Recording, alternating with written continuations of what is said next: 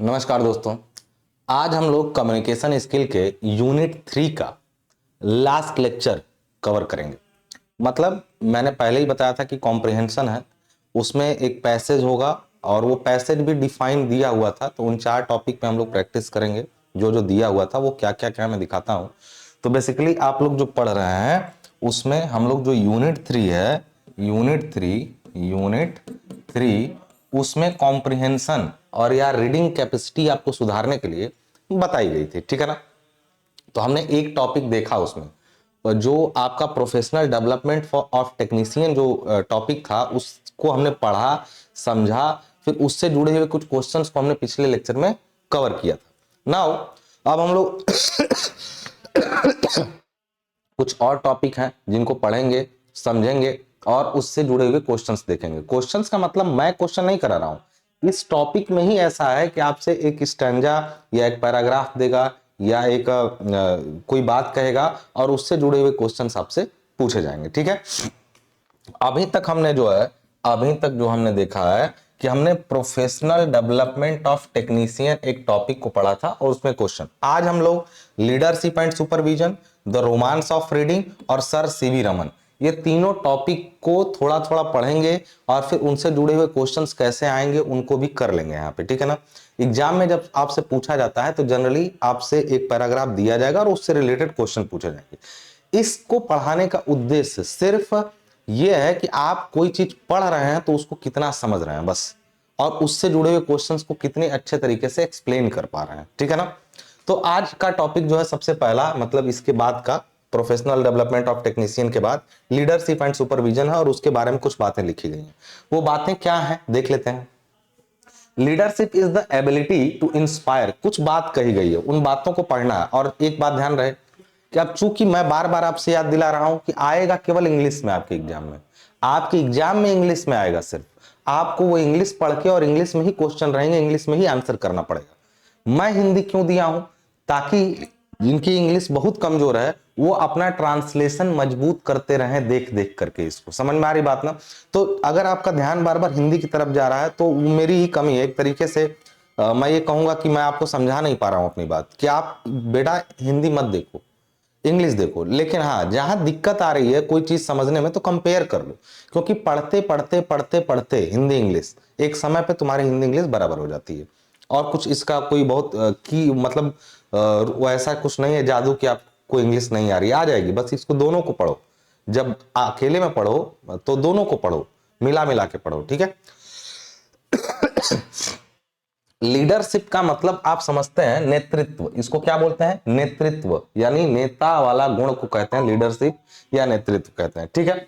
अब सुपरविजन का मतलब होता है किसी चीज का निरीक्षण करना, देख रेख करना, उसको कहते हैं सुपरविजन, ठीक है ना।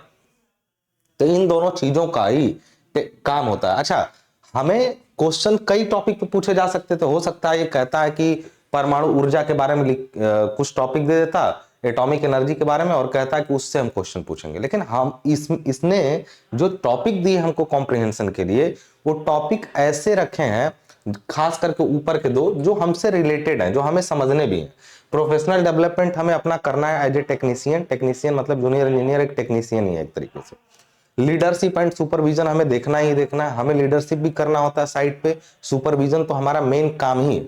लेकिन ये दोनों टॉपिक एक अलग से सेपरेट पॉइंट है, ठीक है ना, जिनको आप कोई सबके लिए कॉमन है। मतलब द रोमांस ऑफ रीडिंग, यानी सबके लिए, मतलब रोमांस ऑफ रीडिंग का मतलब पढ़ने में जो रोमांस होता है उससे रिलेटेड, पढ़ना कितना जरूरी है, कितना आकर्षक है, उसके बारे में बात कर रहा है। और सर सीवी रमन, यानी आप इनका नाम पहले भी सुन चुके हैं, सीवी रमन का, सर सीवी रमन का।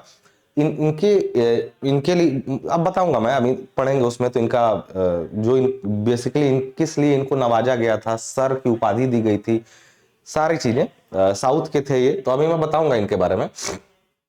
तो आप यहाँ पे ये दोनों टॉपिक तो वैसे भी हमारे से जुड़े हुए हैं। मतलब जुड़ने का मतलब देखो, कॉम्प्रिहेंशन किसी भी टॉपिक पे हो सकता है। कोई भी एक मुद्दा दे दिया जाए और उससे फिर उसके बारे में बताया जाए, फिर उससे कुछ क्वेश्चन एराइज किया जाता है कि आप बताएं, तो इसको बोलते हैं कॉम्प्रिहेंशन। लेकिन ये दोनों मुद्दे जुड़े हुए भी हैं हमसे, हालांकि ये दोनों उतने ज्यादा नहीं है, ठीक है ना। तो वही है, तो हमें लीडरशिप और सुपरविजन में देखना है कि leadership is the ability to inspire and guide individuals और teams to achieve common goal. किसी एक ही कॉमन गोल का मतलब सबका गोल एक ही है, और हम एज ए लीडर क्या हमारा काम है कि हम सभी लोगों को या टीम को उस कॉमन गोल को अचीव करने के लिए एक ही गोल की तरफ फोकस करवा दें, तो उसको कहते हैं लीडरशिप। लीडरशिप का मतलब है एक कॉमन गोल के लिए अपनी टीम या अपने लोगों को एक ही दिशा में क्या करना, लगा देना, एक ही तरफ सोचने के लिए मजबूर कर देना।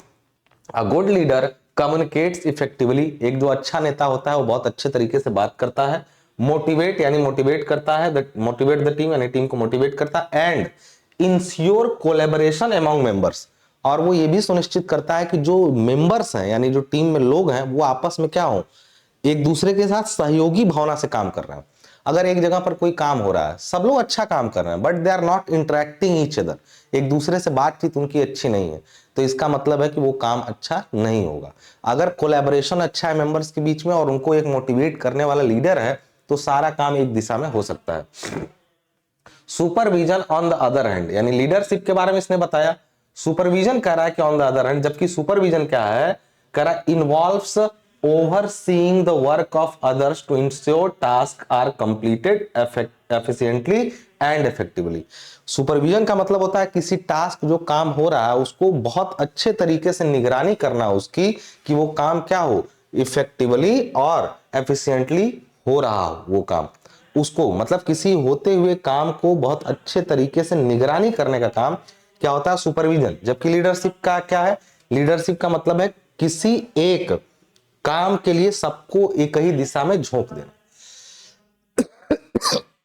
While leadership focuses on inspiring and influencing, जहां एक तरफ लीडरशिप जो होता है वो इंस्पायर करने और लोगों को इन्फ्लुएंस करने का काम करता है, supervision is about managing and monitoring. Supervision का काम होता है मैनेज करना और मॉनिटर, मॉनिटर का मतलब होता है देख रेख करना, ठीक है ना, उस पर नजर जमाए रखना, उसको कहते हैं मॉनिटर करना, ठीक है ना। तो मॉनिटरिंग का मतलब होता है एक तरीके से अपनी निगरानी में रखना और उसको ताक बनाए रखना उस पर, दैट इज कॉल्ड मॉनिटरिंग, ठीक है ना। तो ये है आपका लीडरशिप और सुपरविजन, दोनों की परिभाषाएं एक तरीके से हैं। अब मान लीजिए इसी से क्वेश्चन बनेगा तो क्या पूछेगा, बोलेगा व्हाट इज लीडरशिप, एक क्वेश्चन बन सकता है, व्हाट इज सुपरविजन दूसरा क्वेश्चन बन सकता है, what is difference between leadership and supervision, तीन क्वेश्चन यहीं से बन जाएंगे। अगर बनाना रहेगा तो तीन क्वेश्चन यहां से बन जाएंगे, ठीक है ना। तो उसी चीज को हिंदी में भी लिखा गया है, आप इसको देख लीजिएगा, ठीक है ना। फिर आगे बोल रहा है कि a successful leader often acts as a supervisor. एक जो अच्छा नेता होता है ना वो सुपरवाइजर का भी काम करता है, मतलब वो सुपरविजन भी कर रहा होता है। बिना सुपरविजन किए लीडरशिप पॉसिबल है। अगर आप किसी काम को ठीक से देख नहीं रहे हैं तो क्या लीडरशिप आप करेंगे, आपको काम में क्या करो, कोई भी काम एक सेट ऑफ वर्क होता है। सेट ऑफ वर्क का मतलब कोई भी एक काम कंप्लीट होना है तो समझिए उसमें छोटे छोटे कई कामों को कंप्लीट करना है, और अलग अलग टीम अगर छोटे छोटे कामों को कर रही हो तो उसको एक साथ इंस्पायर करने का काम क्या करता है, लीडर करता है। तो कह रहा कि एक अच्छा जो सक्सेसफुल लीडर होता है वो एक अच्छा सुपरवाइजर भी होता है, but also goes beyond by fastening innovation, encouraging team members to develop their potential and creating a vision for the future. यानी बताया कि उसके बियॉन्ड भी, एक तो सुपरवाइजर वो होता है, उसके बियॉन्ड उसके अंदर क्या होता है, इनोवेशन का गुण होगा, इंकरेज करने का गुण होगा टीम मेंबर्स को। उनके अंदर जो जैसे एक मेंबर ये काम अच्छा कर सकता है, नहीं नहीं इसको ये मत दो, इसको ये दो, ये बेटर कर सकता है, तो उसके अंदर ये भी गुण होता है साथ के साथ में कि वो अंदर के पोटेंशियल को ढूंढ भी लेता है कि कौन आदमी क्या कर सकता है, ठीक है ना। However, may not necessarily be a leader if they lack the ability to inspire or connect with the team or on a deeper level, ठीक है ना। तो पढ़िएगा, इसमें कह दिया कि जरूर नहीं है कि इसमें ऐसा नहीं है कि may not necessarily, जरूर नहीं कि जो सुपरवाइजर होता है उनके अंदर ये गुण हो, ये जरूरी नहीं है। मतलब ये कहना चाहता है इस पूरी बात का मतलब कि एक लीडर जो है, एक लीडर वो तो पक्का है कि वो एक सुपरवाइजर भी हो सकता है, एक सुपरवाइजर भी हो सकता है, यानी लीडर एक सुपरवाइजर होगा ही होगा, लेकिन सुपरवाइजर लीडर हो ये जरूरी नहीं है। मतलब मैं एक लीडर हूं तो इसका मतलब बाय डिफॉल्ट मेरे अंदर सुपरवाइजर का गुण है, मैं देख रेख भी कर सकता हूं, बट जो देख रेख करने वाला हो जरूर नहीं कि वो भी लीडर का गुण रखता हो। सुपरवाइजर मे और may not be a leader, but a leader must have a quality of supervisor. समझ में आ रही बात यहां पे? तो यही बात ये कहना चाहता है। तो effective leadership and supervision requires skills such as problem solving, decision making, empathy and adaptability। कह रहा है कि एक लीडरशिप और सुपरविजन का गुण यदि आपके अंदर चाहते हैं कि आप हो, तो आपके पास कुछ स्किल्स होनी चाहिए। कौन कौन से स्किल? प्रॉब्लम सॉल्विंग होना चाहिए आपके पास, डिसीजन मेकिंग आपके अंदर होना चाहिए, इंपैथी होनी चाहिए एंड एडेप्टेबिलिटी। एडेप्टेबिलिटी का पहले भी मतलब मैं बता चुका हूं, किसी चीज को एक्सेप्ट करने की क्षमता, जल्दी से कोई नई चीज देखें उसको जल्दी से समझ लेने की क्षमता, उसको कहते हैं एडेप्टेबिलिटी। जैसे ऑरकुट चलता था, फिर फेसबुक आया, फिर वो आपका इंस्टाग्राम आ गया, फिर स्नैपचैट आ गया। तो कुछ लोग फेसबुक में अटके रह गए, कुछ लोग इंस्टा पे चले आए, कुछ लोग इंस्टा में अटके हैं, स्नैपचैट समझ में नहीं आ रहा है, वो एडेप्टिव जल्दी से उस चीज को ना मान नहीं पा रहे हैं अपना। तो एडेप्टेबिलिटी मीन्स होता है किसी नई इन्वायरमेंट या नई चीज को जल्द से जल्द समझ के उसका सदुपयोग करना। समझ में आ रही बात? इसको बोलते हैं एडेप्टेबिलिटी।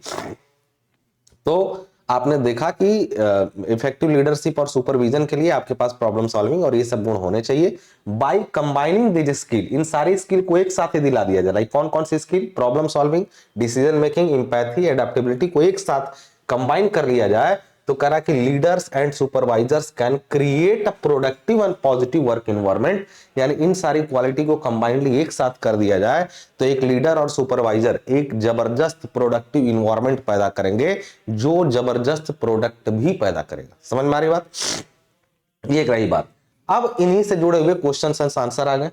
पहला क्वेश्चन आ गया कि व्हाट इज लीडरशिप। सिंपल, जो बात आपने पढ़ी उससे जुड़ा हुआ पहला क्वेश्चन है, व्हाट इज लीडरशिप।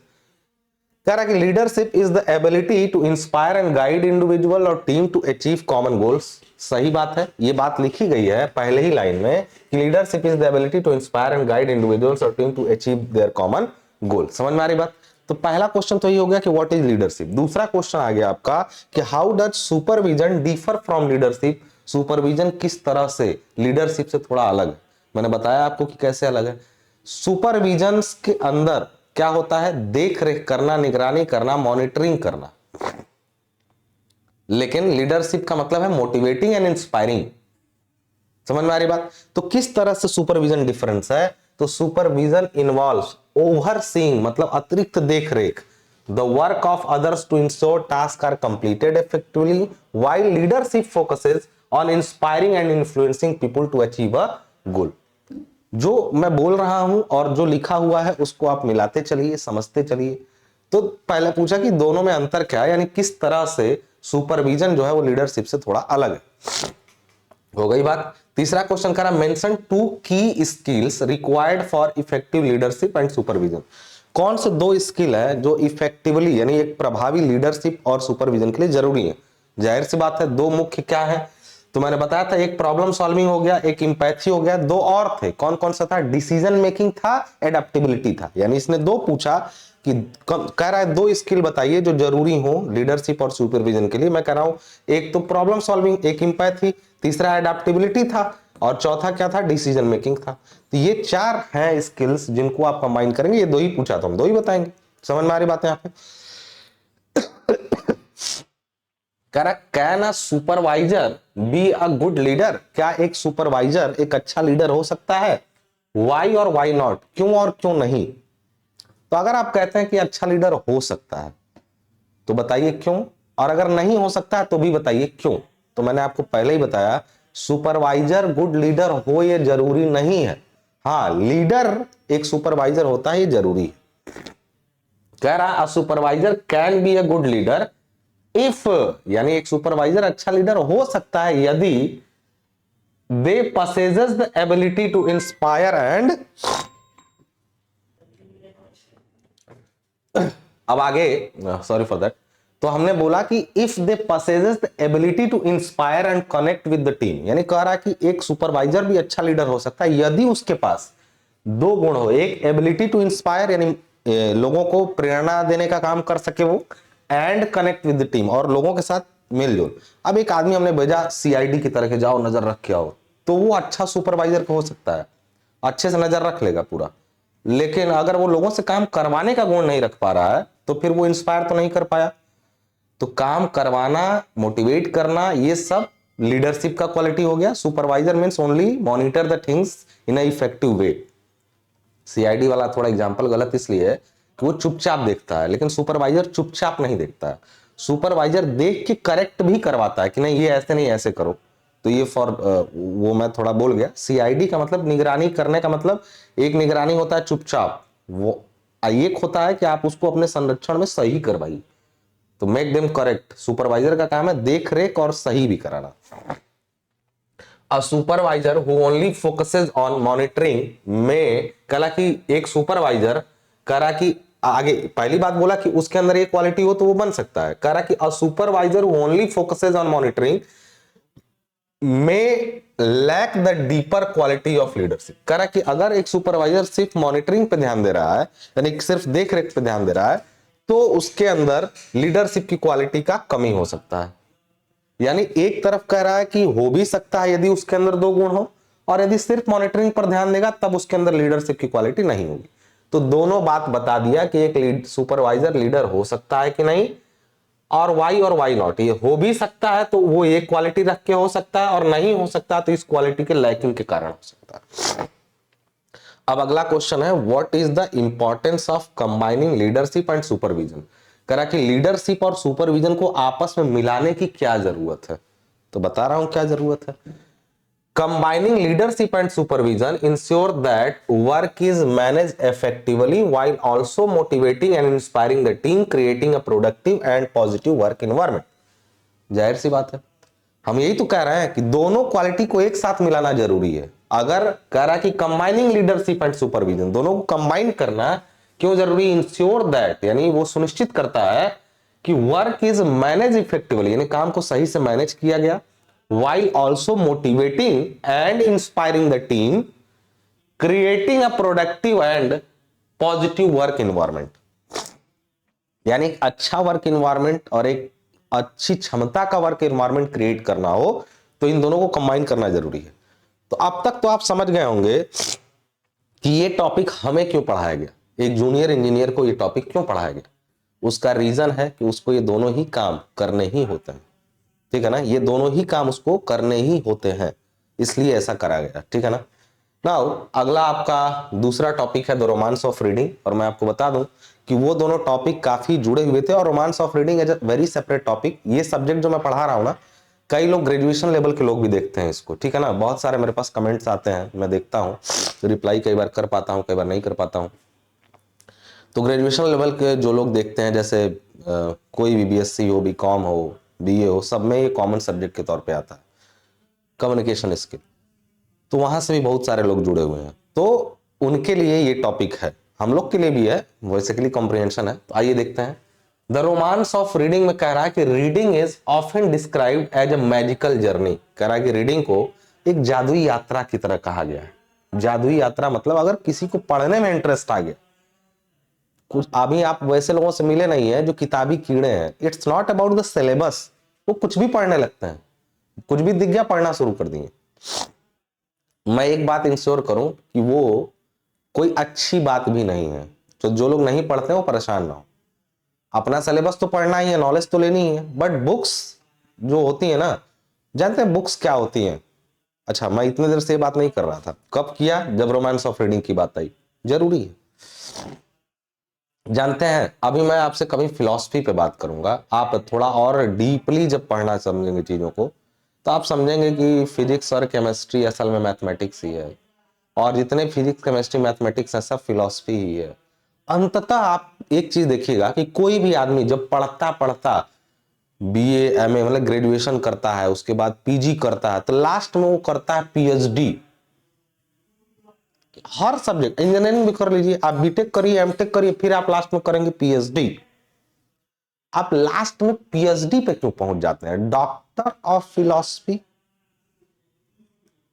लास्ट में। अच्छा, इंजीनियर आदमी फिलॉसफी क्यों, इसका मतलब समझ रहे हैं आप, every subject is finally philosophy.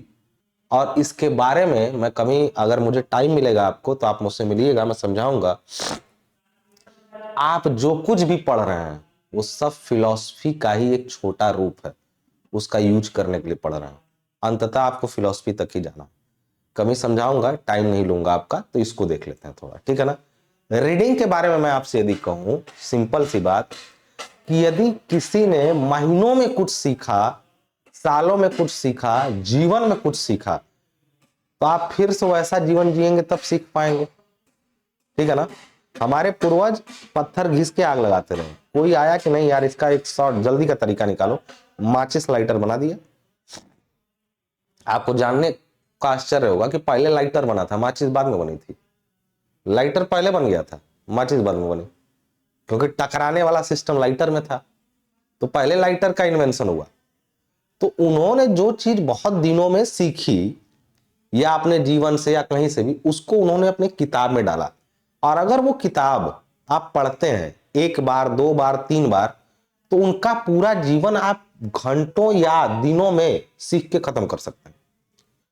तो आप बहुत लोगों से यदि आगे जाना चाहते हो, तो आप कई लोगों का जीवन एक साथ जी लीजिए, अलग अलग तरीके का। जिस फील्ड में आपको लग रहा है कि मैं इस फील्ड में दिक्कत आ रही है मुझे, वैसे व्यक्ति से जुड़ी हुई किताबें पढ़ लीजिए। मैथमेटिक्स में दिक्कत आई तो मैथ वाले का पढ़ लीजिए, पूरा जीवन निकाल के रख दिया उसने मैथ में। So this is called romance of reading. आइए, reading is often described as magical journey. इसको जादुई यात्रा कहा गया, कि पढ़ाई को, पढ़ने को जादुई यात्रा कहा गया। Through books one can travel to distance lands, experience different culture and understand diverse perspective. कला किताबों के माध्यम से एक व्यक्ति बैठे बैठे यहीं पर अलग अलग जगहों को घूम सकता है। किताबों में डिस्क्राइब होता है वहां ऐसी नदियां, पहाड़े हैं। अगर इमेजिन करके किताबों को पढ़ा जाए तो कह रहा है कि वन कैन ट्रेवल, यानी एक व्यक्ति ट्रेवल कर सकता है टू डिस्टेंट लैंड, दूरी दूरी पर जगहों का, एक्सपीरियंस डिफरेंट कल्चर, अलग अलग संस्कृतियों को समझ सकता है। अब कोई गया होगा, देखा होगा कि ये जनजातियां इस तरीके के गाने गाती हैं, ऐसे खाने बनाती हैं, इनका शादी विवाह ऐसे होता है, फिर ले आके किताब में लिख देता है पूरा। तो आप पढ़ते हैं कि ये जनजाति ऐसे रहती है, आप वहां गए। We can travel there through books. Books are the medium to travel in different cultures at different distant. समझ में आ रही बात। तो हम आपको किताब पढ़ने की गहराई समझाने आ रहे हैं, because we are describing romance of reading. समझ में आ रही बात। कह रहा कि एंड अंडरस्टैंड डाइवर्स पर्सपेक्टिव, और लोगों के बदलते विचारधारा या उनकी सोच को समझने के लिए भी हम किताबों का सहारा लेते हैं। नेवर थिंक कि आप जो सोच रहे हैं वो सही है। आप जो सोच रहे हैं वो आपको ना पूर्वजों ने सोचवाया है। आपको लग रहा है आप कुछ नया सोच रहे हैं। कभी मिलिएगा मुझसे, मैं आपको बताऊंगा कि आप कुछ भी नया नहीं सोच रहे हैं। आप सड़क पे निकल के चुपचाप बाएं ऐसे हो लेते हैं क्योंकि शुरू से आपको पता है बाएं जाना। अभी दूसरे देश में चले जाइए, दाहिने जहां चलना होता है आप लड़ जाएंगे, क्योंकि दिमाग हमारा शेड्यूल हो चुका है।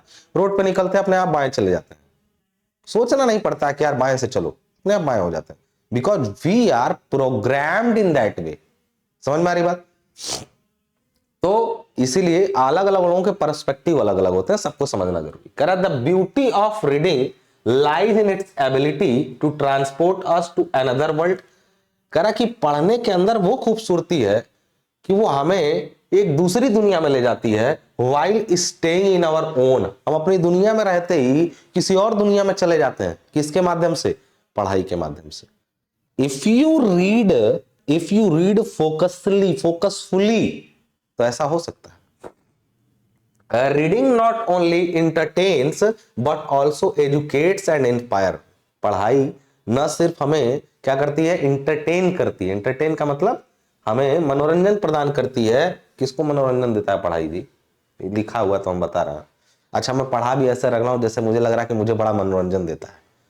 मैं आपको इस टॉपिक को उसी गहराई से सोचवाने का प्रयास कर रहा हूं जैसा ऑथर सोच रहा है। पढ़ने मजा मुझे बिल्कुल नहीं आता है। हमारा कंसेप्ट है लर्निंग बाय डूइंग। समझ में आ रही बात। लेकिन पढ़ने के अपने मतलब है। जल्दी किसी चीज को समझना है तो पढ़ाई शुरू कर दीजिए। कर करके सीखेंगे तो टाइम लगेगा। पढ़ के सीखें। जैसे मैं आपको एग्जांपल दूं, कुछ लोग कहते हैं प्रैक्टिकल नॉलेज जरूरी है। थ्योरी अगर कोई पढ़ा है अच्छे से तो 1 साल प्रैक्टिकल करेगा, कोई थ्योरी नहीं पढ़ा है तो 10 साल प्रैक्टिकल करेगा, बराबर है। थ्योरी पढ़ के 1 साल प्रैक्टिकल, प्रैक्टिकल भी जरूरी है थ्योरी भी, but theory plus 1 year practical, वैसे खाली 10 ईयर प्रैक्टिकल, बराबर है। 10 साल वाला पीछे हो जाएगा कुछ दिनों में आपसे। इसीलिए थ्योरी जरूरी है, उसके बाद ही प्रैक्टिकल कीजिए। डायरेक्टली जिसके दिमाग में बहुत सारे बच्चे होते हैं मैं प्रैक्टिकली सीखता हूं, अरे पहले थ्योरेटिकली सीख लो।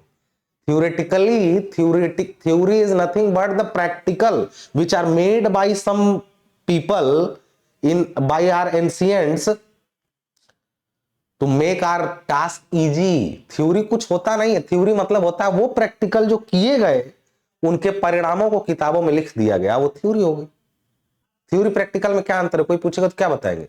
जो हमारे पूर्वजों ने प्रैक्टिकल किए उससे कुछ परिणाम निकाले और किताबों में लिख दिए, वही थ्योरी हो गई। उन्हीं थ्योरीज को पढ़ करके हम कुछ नए चीजों को आगे बढ़ाएं, इसके लिए हम प्रैक्टिकल करते हैं। आइए, तो इट इनरिचाइजेस और imagination, vocabulary and understanding of life. कह रहा कि किताबें न सिर्फ हमको मनोरंजन प्रदान करती हैं बल्कि हमें शिक्षित भी करती हैं, हमें मोटिवेट यानी प्रेरणा भी देती हैं। उसके साथ करा कि वो सुधारती भी हैं हमारी कल्पना शक्ति, इमेजिनेशन पावर को सुधारती हैं। हम इमेजिन करने लगते हैं चीजों को अच्छे तरीके से और बेहतर। किसी चीज को कुछ लोग जल्दी समझ लेते हैं, रीजन उनकी इमेजिनेशन तगड़ी होती है। कोई टीचर कोई बात समझाया कि ऐसे ऐसे होता है, वो वहीं आधी बात से, कुछ लोगों को डायग्राम बना के समझाना पड़ता है, कुछ लोग बोलते ही समझ जाते हैं because of imagination power. Vocabulary मतलब शब्द को सुधरता है, हमारा भाषा में शब्दों की जरूरत होती है वो सुधारती हैं किताबें। एंड जीवन के प्रति हमारे समझदारी को भी क्या करती हैं, सुधारती हैं। यानी द रोमांस ऑफ रीडिंग क्या है, इस 4-5 लाइन को मैंने कितनी देर में पढ़ा है, धीरे धीरे रच रच के। इसका मतलब समझ रहे हैं आप? मैं आपको किताब के या रीडिंग के, किताब नहीं कहेंगे, रीडिंग के रोमांस को समझाने की कोशिश कर रहा हूं। अच्छा, ये 4-5 लाइन पढ़ते पढ़ते किसको किसको ऐसा लगा कि क्या पढ़ने के बारे में इतना इतना अच्छा कैसे लग रहा है? मैंने, अगर आपको ये 4-5 लाइनें हमसे सुनने के बाद यदि लगा कि नहीं यार सच में ये बातें तो हमने नोटिस ही नहीं की, कि we can travel to another world, we can travel to distant, we can travel to different cultures through books, यानी that is the romance of reading। यही पढ़ने का क्या है, रोमांस। लगाव हो जाए अगर पढ़ाई से, मजा नहीं आ जाएगा भैया। बैठे बैठे गूगल मैप पर आप घूमते हैं इधर उधर। किताबें भी तो पहले वो काम करती थी, गूगल मैप पे आप इस जगह पे जाते हो। हालांकि किताबों का ही एक नया तकनीक है, जो भी चीजें आप देख रहे हैं, गूगल मैप हो या ये वो जो भी चीजें, वीडियोस, फोटोज, मेरे लेक्चर्स आप सुन रहे हैं, अगर ये यूट्यूब और ऑनलाइन क्लास नहीं होती तो आप पढ़ रहे होते बैठ के किसी किताब से। यही चीज जो मैं आज आपको समझा रहा हूं, मुझ तक आप पहुंच पाए। अगर नहीं तो मैं क्या करता, ये सब नहीं होता तो मैं किताब लिखता सब कुछ, और वो किताब आप पढ़ रहे होते, थ्रू बुक्स आप हम तक पहुंच गए होते। जो लोग मर गए हैं आप उन तक कैसे पहुंचते हैं? उनकी लिखी गई किताबों को आज भी पढ़ रहे हैं लोग। सर सीवी रमन के बारे में आप जो अभी पढ़ेंगे उनकी किताबों से ही तो आप उनको जानते हैं, अदरवाइज उनको कौन जानता है? समझ में आ रही बात? तो ये रोमांस ऑफ रीडिंग है। करा books come in various generous, fiction, non fiction, poetry, drama and more. करा कि बुक्स जो है ना अलग अलग तरह की आती हैं, जिसमें fiction, non fiction, poetry, drama and कई चीजें होती हैं। कई ये लिखा है यहाँ, जनरस का मतलब शैलियों में, मतलब विभिन्न शैलियों में आती हैं, जिसमें फिक्शन, नॉन फिक्शन, कविता, नाटक, कई तरह की किताबें होती हैं। कह रहा कि fictional stories allow leaders to escape reality and immerse themselves in the lives of characters. कह रहा कि कहानियां कुछ ऐसी होती हैं, काल्पनिक कहानियां, फिक्शन का मतलब होता है ऐसी कहानियां जो वास्तविक ना हो, रियलिटी ना हो। तो काल्पनिक कहानियां जो होती हैं वो क्या करती हैं, हमें जैसे कई बार हम लोग मूवी देखते हैं, हम उसी में घुस जाते हैं, मूवी में उसी कैरेक्टर, हम सोचते हैं हम ही हीरो हैं। पहले अजय देवगन की मूवी आती तो हम भी सोचते थे हम अजय देवगन है, अभी उड़ा देंगे सबको। नहीं समझ में आ रही बात? तो ऐसी काल्पनिक कहानियां पाठकों को वास्तविकता से बचने और पात्रों के जीवन में खुद को विसर्जित करने की अनुमति देती है। जबकि नॉन फिक्शनल जो होती हैं, non fictional books provides valuable knowledge and real world insights. अब हम लोग देखते हैं क्राइम पेट्रोल, एकदम वास्तविक घटना को दिखा दिया जाता है। तो अब कुछ लोगों को क्राइम पेट्रोल ज्यादा सही लग रहा है, अब कुछ लोगों को साउथ इंडियन मूवी सही लग रही है। तो वो एक को फिक्शनल पसंद है, एक को नॉन फिक्शनल पसंद है। जब छोटे हम होते हैं तो जनरली हमें फिक्शनल पसंद होता है, लेकिन जैसे जैसे हम उम्र में बड़े होते जाएंगे तो हमें नॉन फिक्शनल चीजें पसंद आती हैं, that means which are close to reality. समझ में आ रही बात? कह रहा poetry awakens emotions while drama gives us the thrill of action and dialogue। Poetry वाली जिसे विभिन्न शैली होगी, फिक्शनल के बारे में बताया, इमेजिनरी दुनिया में जाना, non fictional which is close to reality. Poetry means कविता, कुछ किताबों या रीडिंग में कविताएं भी शामिल, कुछ लोग कविताएं पढ़ते हैं, और कविताएं means a lot of things are summarized in a simple lines। कुछ बहुत बारी बातों को चंद शब्दों में कह देना कविता। कुछ लोगों को पसंद आता है कि अरे बाप रे इतनी बड़ी बात कह दी है, इतनी बड़ी बात कह दी, इतनी छोटी सी कविता में इतनी बड़ी बात कह दी। मतलब दुनिया भर की बात बतियाने से अच्छा 4 लाइन की कविता सुनाओ, गाली देनी हो तब भी बड़ा मजा आता है सुनने में। समझ में आ रही बात है यहाँ पे ना? मुझे शायरी कविताओं का उतना शौक तो नहीं है, एक समय पे होता था तो बड़ा मजा आता था, टाइम नहीं मिलता है अब उतना ज्यादा।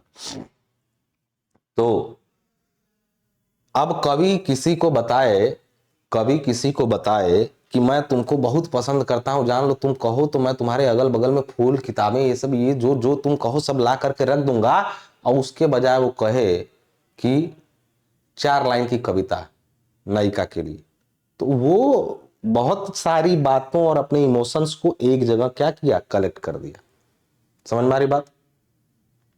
तो ड्रामा के बारे में बोल रहा है, तो ड्रामा क्या होता है, थ्रिल और एक्शन और डायलॉग, इन सब का मिला जुला। ड्रामा जो होता है, नाटक जिसको बोलते हैं, वो थ्रिल, एक्शन, डायलॉग, इन सब का मिला जुला रूप होता है।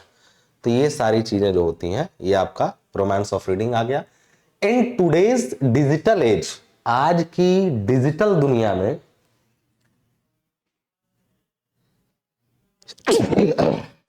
सर्दी बहुत हो गई यार। Where screens dominates our life, जहां स्क्रीन ने हमारी जिंदगी पे कब्जा कर लिया। स्क्रीन मतलब मोबाइल, टैबलेट, टीवी। आज की डिजिटल दुनिया में जहां स्क्रीन डोमिनेट्स मतलब हमारे ऊपर कब्जा कर लिया हमारी जिंदगियों पे, the simple act of picking up a book and reading can feel almost revolutionary. एक किताब को उठाना और पढ़ना एक क्रांतिकारी विचार लगता है। इफ आई से यू कि एक किताब उठाइए पढ़िए, ये अजीब बात, ये लिख दिया, हमारे मन की बात लिख दिया ये पूरा। कह कि आज की डिजिटल दुनिया में जिस तरह से स्क्रीन ने हमारे ऊपर कब्जा कर लिया, एक सिंपल सा काम, एक किताब उठा के पढ़ना, the simple act of picking up a book and reading, यानी एक सिंपल काम जो किताब उठा के पढ़ने का काम है, which is very simple, can feel almost revolutionary, वो एक क्रांतिकारी काम लग रहा है। हे भगवान, ये बात इसने लिखी है, समझिएगा इसके मतलब को। It requires focus, patience and willingness to immerse oneself in written word. कह रहा कि किताब पढ़ना पहली बात मांग करता है किसकी, फोकस की। आपको जो चीजें मैं आसानी से समझा दे रहा हूं, किताब पढ़ के आसानी से नहीं समझ पाएगी, वी नीड मोर फोकस। तो कुछ बच्चे आज भी कहते हैं सर हमें नोट्स दे दीजिए हम पढ़ लेंगे,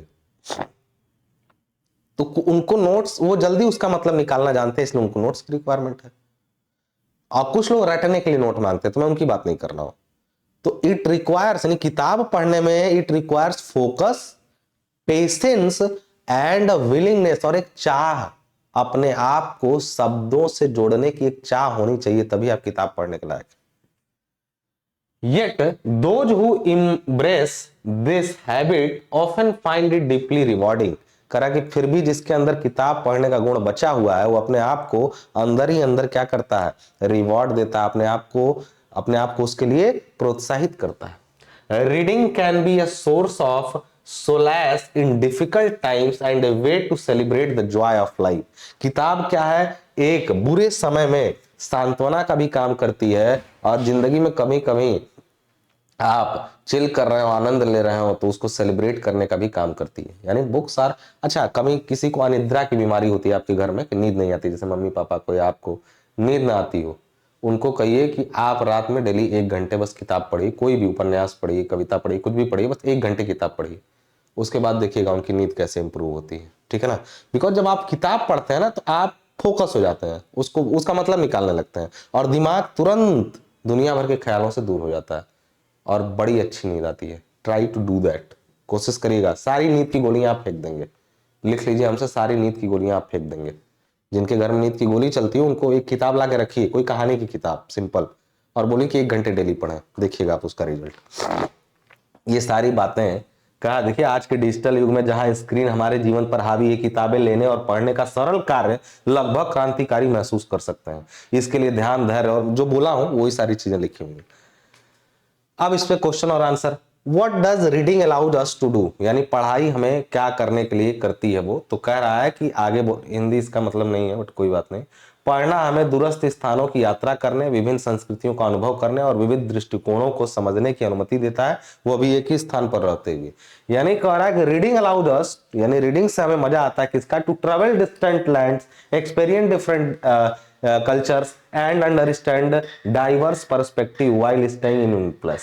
करा कि how does reading enriches a person, reading कैसे एक आदमी को इनराइचेस करती है, यानी उसको कैसे बढ़ाती है उस चीज को। तो जरा पढ़ाई व्यक्ति कल्पना शक्ति, शब्दावली और जीवन की समझ को, अभी मैंने बताया था पीछे, reading enriches the person by enhancing their imagination, vocabulary and understanding of life, ये सारी चीजों को बढ़ाती है। कह रहा कि name the different genres of a book mentioned in the passage, यानी पैसेज के अंदर जो अलग अलग तरीके के शैलियों की किताबें उनका नाम बताइए। तो अभी आपने देखा था fiction, non fiction, poetry and drama, यही 4 पॉइंट थे जो इस पैसेज में मेंशन थे। इतने तरह की किताबें हो सकती हैं। Why is reading considered a revolutionary in today digital age, आज की डिजिटल दुनिया में पढ़ाई एक क्रांतिकारी विचार क्यों लग रहा है। क्यों? क्योंकि लिख रहा है यहाँ पे कि इन टुडे, वही बात, in today's digital age reading is considered revolutionary because it requires focus, patience and willingness to immerse oneself in written word, which contracts with the fast paced screen dominating world।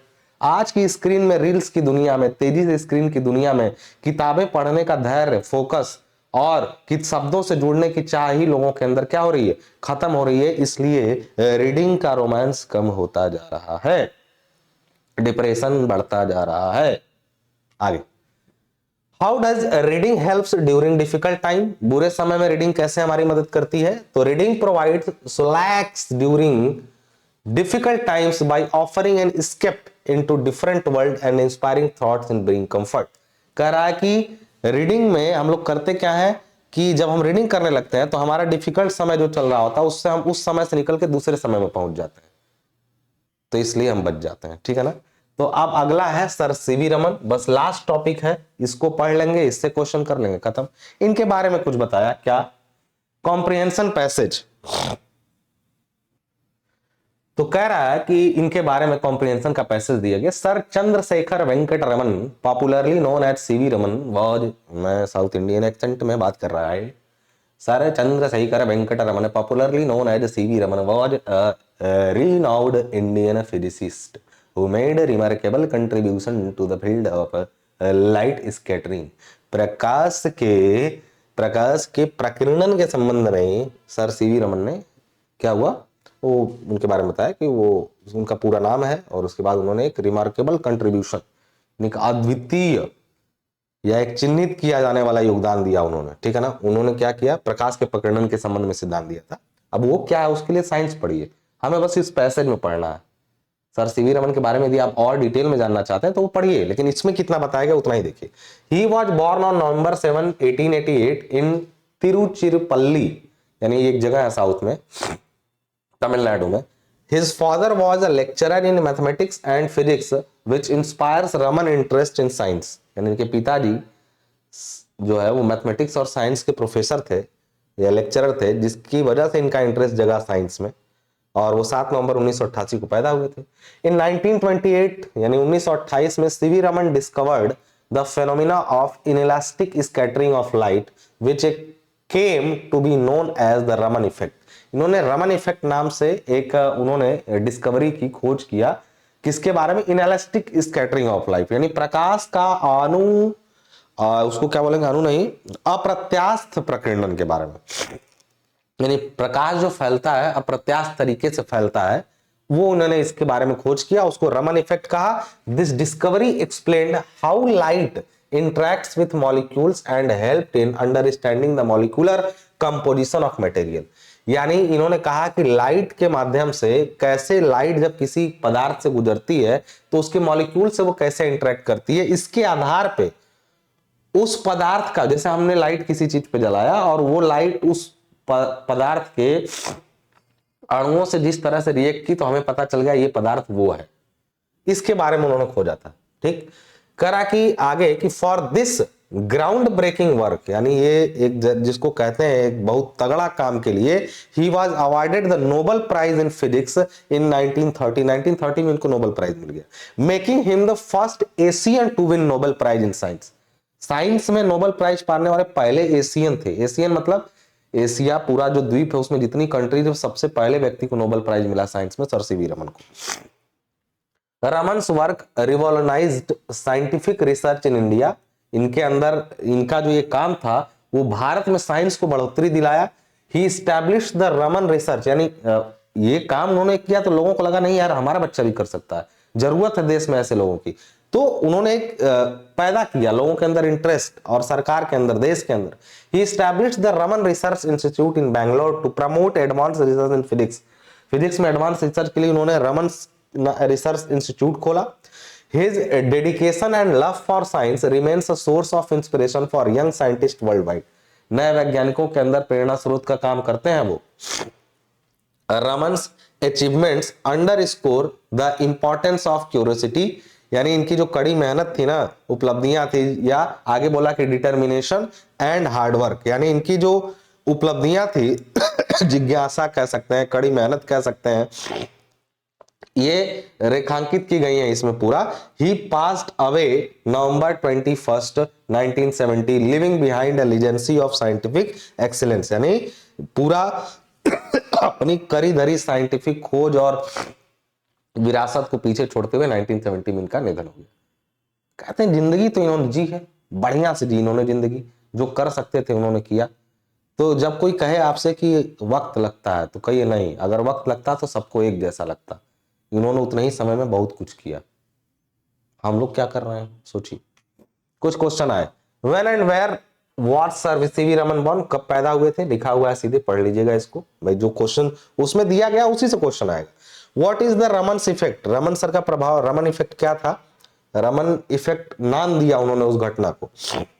The Raman effect is the phenomena, यानी एक तथ्य है, of inelastic scattering of light which explains how light interacts with molecules to reveal their molecular composition। Why sir C V Raman's work significant, इनके कार्य का इतना महत्व क्यों है। मैंने बताया कि पहले एशियन थे जिन्होंने साइंस के विषय में इतना सोचा और रिवर्सलनी खोज की और साइंस के को बढ़ावा दिया पूरे देश में, ताकि और रिसर्च इंस्टीट्यूट खुल सके। What institute did Raman establish, तो ठीक है उनको कौन सा इंस्टीट्यूट उन्होंने बनाया और क्या उद्देश्य था। तो sir CV Raman established the Raman Research Institute in Bangalore to promote advanced research in physics। When did Sir CV Raman passed away, कब इनका निधन हुआ, तो sir CV Raman passed away on November 21, 1970। तीन टॉपिक हमने आज कवर किए, कौन कौन से, leadership and supervision with questions and answer passage. उसके बाद हमने पढ़ा romance of reading and the last one it sir CV Raman. पूरा आपका यहां से खत्म होता है क्या, यूनिट 3, जिसमें हम लोग रीडिंग कंप्रिहेंशन पढ़ रहे थे। ठीक है, अब रीडिंग कंप्रिहेंशन जब खत्म हो चुका तो अब केवल एक यूनिट बचती है जिसमें हम लोग राइटिंग स्किल सीखेंगे। That means CV banana, resume देना, लेटर देना। उसके बाद टॉपिक आपका लगभग कम्युनिकेशन स्किल खत्म हो जाएगा। ग्रामर पोर्शन है वो आप देख लीजिएगा मतलब मैं दिखा दूंगा, बट वो ऐसा चीज है जो आप पहले भी पढ़े होंगे। तो अब तब तक के लिए मुझे दीजिए इजाजत, धन्यवाद।